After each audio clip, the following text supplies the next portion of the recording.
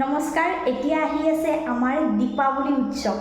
সকলোৱে জানে যে এই উৎসৱত আমি মা মহালক্ষ্মীৰ পূজা কৰোঁ আৰু সকলোৱে বিচাৰে যে নিজৰ ঘৰত সদায় সুখ সমৃদ্ধি আগমন ঘটক।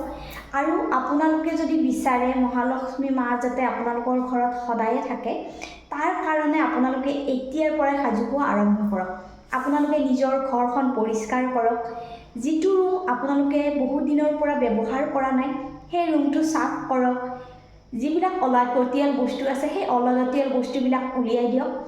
লগতে আপোনালোকৰ গডৰেজত ভৰি থকা যিবিলাক পুৰণি কাপোৰ আপোনালোকে বছৰ বছৰ দিন ধৰি ব্যৱহাৰ কৰা নাই, বা আপোনালোকে এতিয়া ভাবে যে সেইবিলাক প্ৰয়োজন নাই, তেতিয়া আপোনালোকে কোনোবা প্ৰয়োজনীয় ব্যক্তিক সেই কাপোৰবিলাক দিব পাৰে।